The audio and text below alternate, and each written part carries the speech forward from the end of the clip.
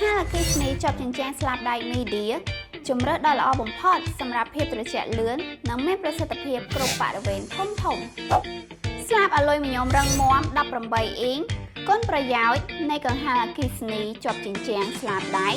មានទម្ងន់ធ្ងន់ជាងស្លាបផ្លាស្ទិកបង្កើតកម្លាំងបង្វិលខ្យល់បានខ្លាំងនិងបានឆ្ងាយល្អជាមួយល្បឿនខ្យល់ខ្ពស់លើសពី200ម៉ែត្រក្នុង1នាទីក៏ប៉ុន្តែអ្នកអាចជ្រើសរើសបានតាមតម្រូវការនិងថាមពល120វ៉ាត់សមស្របសម្រាប់បរិយាកាសធំបានយ៉ាងល្អបង្វិលខ្យល់បានធំទូលាយ80ដឺក្រេឆ្វេងស្ដាំនិងកាត់ឡើងចុះ45ដឺក្រេជម្រើសស័ក្តិសមសម្រាប់ការប្រើប្រាស់ក្នុងភោជនីយដ្ឋាន